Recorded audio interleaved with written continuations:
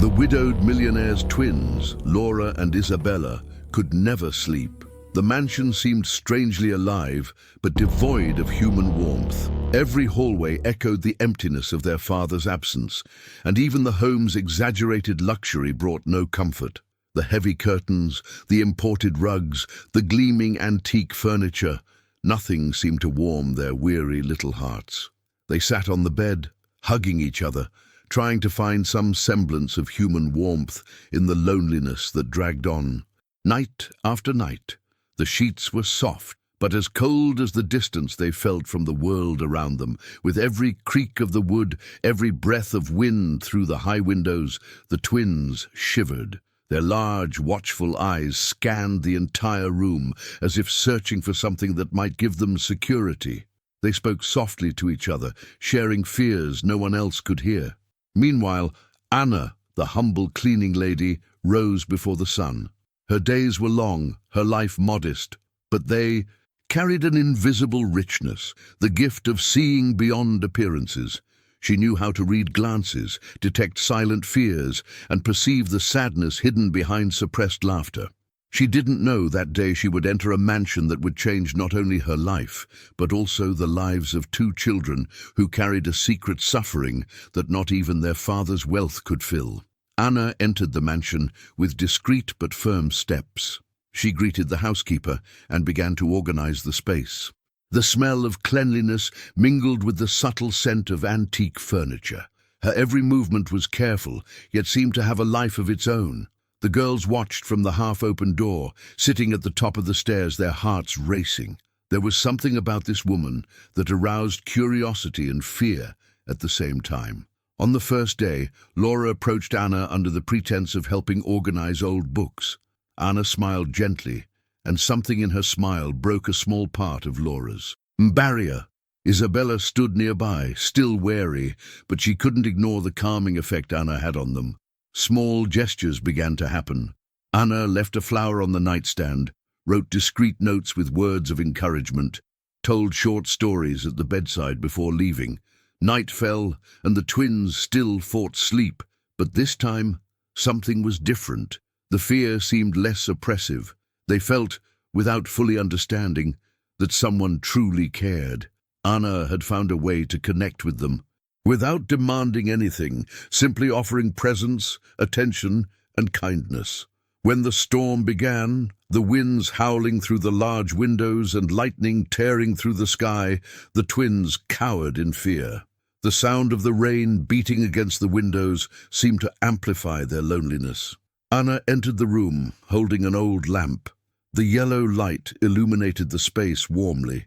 She began to speak to them about courage, about facing fears, about finding safety even when everything around them seemed threatening. The first night Anna stayed with them, she told a story about princesses who, despite being surrounded by riches, felt an immense emptiness until they found someone who truly cared. Laura and Isabella listened attentively to every word, their eyes welling, their hearts heavy, but something was beginning to shift within them. For the first time, they felt they could trust someone who sought nothing more than to help them feel safe. And there, in that moment, the seed of transformation was planted. Anna's presence began to fill emotional voids that not even their father's distant love could reach. The impact was silent but powerful.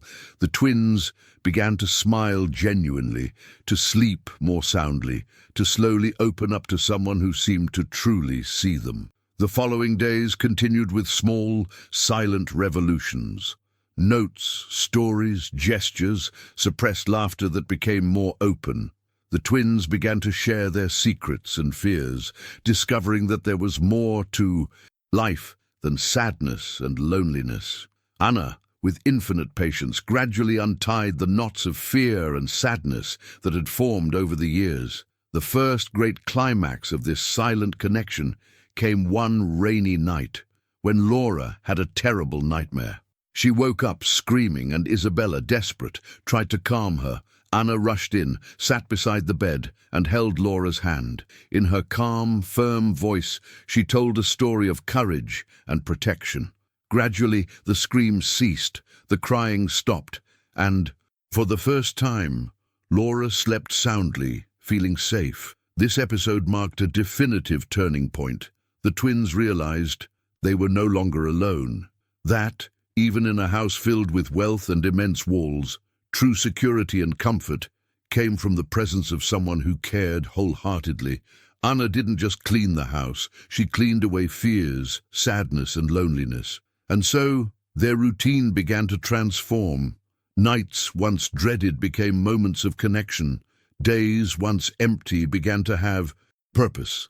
The impact of Anna's presence spread silently but irreversibly, forever changing Laura and Isabella's lives. If you want to discover how Anna will continue to transform the twins' lives and what will happen when their father discovers these changes, stay tuned for the next episodes. Don't forget to comment on what you think will happen, subscribe so you don't miss anything, and leave a like to support this story that proves that small gestures can change lives. The twins, Laura and Isabella, huddled under their blankets, listening to every sound in the mansion. Every creak of the wooden floor was amplified by the absolute silence. The grandfather clock in the main room ticked slowly, each tick seeming to echo through the vast hallway, reminding them they were alone. They stared at each other, sharing a silent fear. No words were necessary, their looks said it all. "Will he be back today?" Laura murmured, her voice trembling, almost a whisper. "I don't know. Maybe he's busy, or tired," Isabella replied, trying to sound confident, but her voice cracked with fear. Behind the door, Anna was cleaning silently. She made no noise, but she could hear the children whispering and felt a pang of worry. She knew that silence.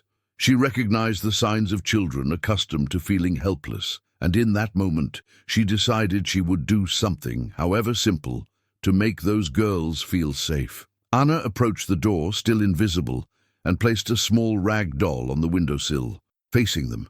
It was simple, handmade, with an embroidered smile, but enough for the girls to know someone cared. They leaned in, hearts racing, trying to get a better look at the doll. "Who put this here?" Laura whispered, her eyes wide.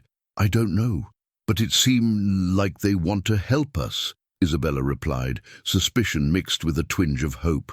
That was the first silent interaction that would change everything. From that moment on, they began to notice small gestures. Anna would leave. Storybooks near the bed, place a cup of warm tea on the nightstand, write notes with words of encouragement. "You are brave. You are not alone. There is light even in the darkness." That first night, they tried to sleep, but their thoughts were turbulent. Laura remembered the last time she saw her father smile, Isabella, the last time she felt someone truly cared. Each memory was laced with longing and pain, but the silent presence of the doll and the notes brought a sense of invisible closeness, something they hadn't experienced in years. The following days brought a routine that gradually began to transform the mansion. The twins, Laura and Isabella, still lived under the shadow of their absent and strict father, but Anna's constant presence began to soften the darkest corners of their hearts. Each morning began with small surprises: a cup of hot chocolate waiting in the kitchen, notes with words of encouragement, books scattered with stories that spoke of courage, friendship, and hope. However, not everything was simple. Laura continued to feel the weight of responsibility on her shoulders. She watched Isabella with a mixture of love and concern. "Will we ever be able to be truly happy?" she wondered silently, hiding behind the smile she was learning to wear. Isabella, on the other hand, had dreams hidden beneath her shyness and fragility. In her secret notes, she wrote about imaginary worlds, about journeys to places where there was no loneliness or sadness. Anna quickly realized there was something deeper than just fear. There were secrets, pain no one touched, memories of a distant father and a mother who had left too soon. She decided she needed to act with more delicacy and attention. "Today, we're going to do something different," Anna said one morning, entering the room with an old box filled with colorful fabrics and ribbons. "What's it about?" Laura asked, curiosity mixed with caution. "A little confession activity. But not with words, with colors, Anna explained, smiling. She handed out paper, pencils, and paints. Draw what you feel, without fear, without anyone judging. The twins began hesitantly, but soon the magic of the activity took hold of them. Laura drew a tree with deep roots, representing her feelings of loneliness and being trapped by something she couldn't control. Isabella drew a starry sky with a small, illuminated house in the middle, representing her desire for a home full of security and love. Meanwhile, the twins' father, the widowed millionaire Ricardo, remained immersed in his routine of business and commitments. He didn't see the transformation taking place inside the house. For him, his daughter's silence was normal. Their obedience was enough. But the subtle change Anna was introducing was beginning to bother him, even if he didn't fully realize it. One afternoon, Ricardo unexpectedly entered the girl's room.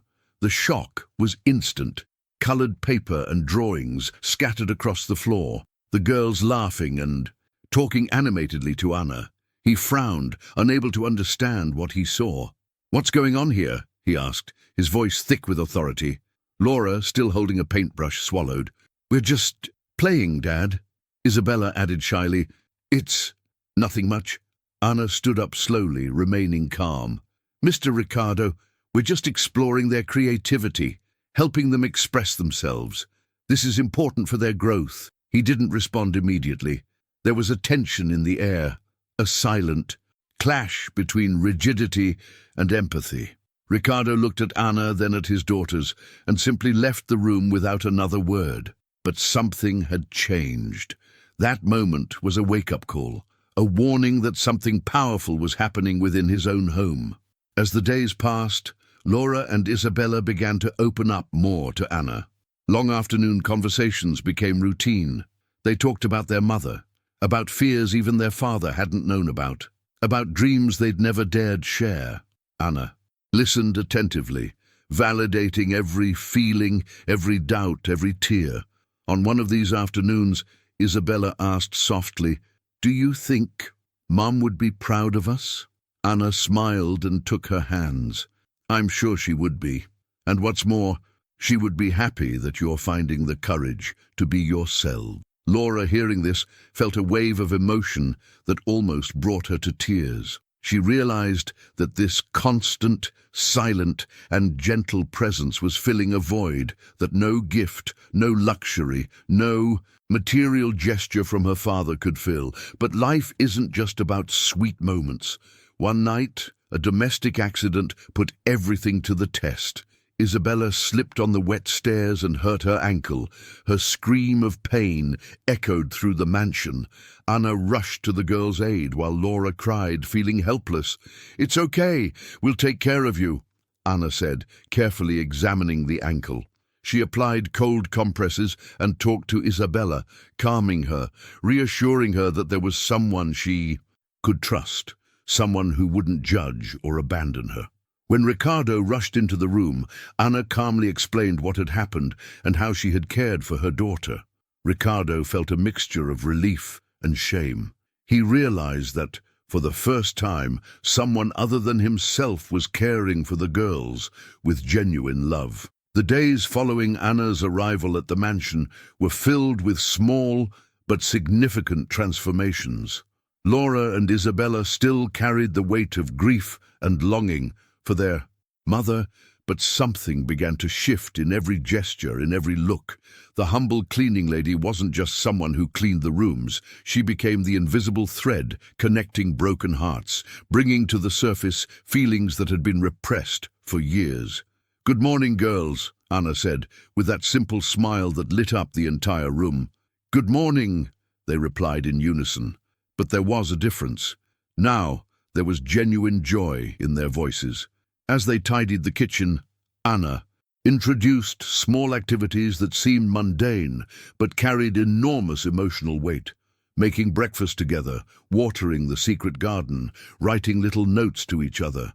Each gesture became a step in rebuilding the trust and unity that grief had shattered. Anna realized that the twins needed more than basic care. They needed attention, someone who would truly look into their souls.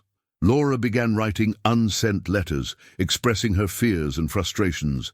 Isabella, previously shy and withdrawn, began sharing stories of her mother, smiling as she recalled both sweet and sad memories.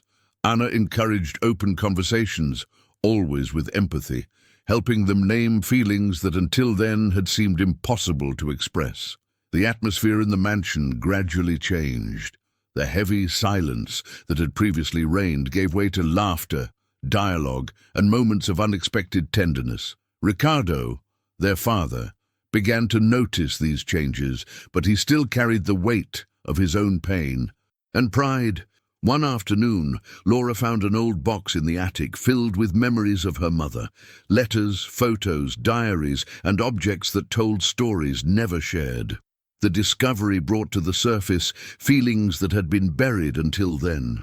Tears streamed down her face as she realized her mother's sacrifices and the reasons why certain truths had been hidden. "Why didn't he ever tell us?" Laura asked Anna, her voice breaking. "Maybe he thought he was protecting you. But true protection is the truth," Anna replied, holding her hands firmly and tenderly. That night, Laura and Isabella couldn't sleep. They felt pain, but also a new hope, the possibility that they could rebuild their bonds with their father, and at the same time, heal their own wounds. Ricardo began to notice changes in his daughters, more frequent smiles, spontaneous conversations, and looks that begged for closeness. One night, Laura decided to break the silence. "Dad, can we talk?" Ricardo, surprised, nodded. "About what?" "About everything. About Mom, about us, about you, and about Anna." Dinner became more than a meal. It was a space for listening, for sharing emotions. Ricardo finally listened to his daughters, acknowledging their pain and frustrations. For the first time in years, the wall between them began to crumble. Despite the progress, not everything was resolved. Ricardo was still a man of rigid principles, accustomed to controlling every detail of the mansion and his daughters' lives. One day, a small disagreement over schedules and responsibilities escalated into a major confrontation. "You don't understand, Laura. Some things need to be my way. And our feelings, Dad. Why don't you ever ask about us?" Laura replied, tears streaming down her face. Anna intervened calmly and firmly. "Ricardo, listening is different from ordering. Respect and trust are built together, not by imposition." The silence that followed carried both fear and hope. Ricardo finally began to realize that change was necessary and that love required the courage to listen and understand. That night, Ricardo walked slowly through the silent corridors of the mansion, each step echoing as if carrying the weight of the years he had been away. For the first time, he saw not only his own absence as a father, but the real possibility of rebuilding the bonds he thought were lost. With silent tears streaming down his face, he murmured to himself, "I almost lost everything, but I can still change." Meanwhile, Anna prepared something special for the girls, a gratitude journal, small, fragrant flowers, and carefully stored mementos of their mother. Every detail was designed to transform pain into happy memories and heal the wounds of their hearts. When Laura and Isabella entered the living room, they found Ricardo sitting on the floor, hugging the box of keepsakes with a mixture of longing and hope. The silence that followed seemed heavy, but was soon filled with something much stronger, the love that still existed between them. Laura was the first to approach, took her father's hand, and said softly but firmly, "Father, we forgive you. We always will." Ricardo, emotional and with a choked voice, replied, "And I also need to forgive myself and learn to be the father you deserve." Isabella, smiling through tears, placed her hand over his and whispered, "And now, Dad, we can start over, together, as a real family." Anna, nearby, watched silently, her heart full of joy. She knew that moment of hugs, tears, and smiles marked the family's rebirth. Pain had given way to understanding, empathy, and a love deeper than they had ever imagined. From that night on, the mansion ceased to be just a place of walls and luxurious rooms. It became a home of warmth, laughter, and tenderness. Every gesture, every hug, every conversation carried the promise of a bright future, where happiness was built together with small actions and lots of love. And so, Ricardo, Laura, Isabella, and Ina discovered that true wealth was not in possessions, but in the bonds that the heart could cultivate, bonds that no time or pain could ever destroy.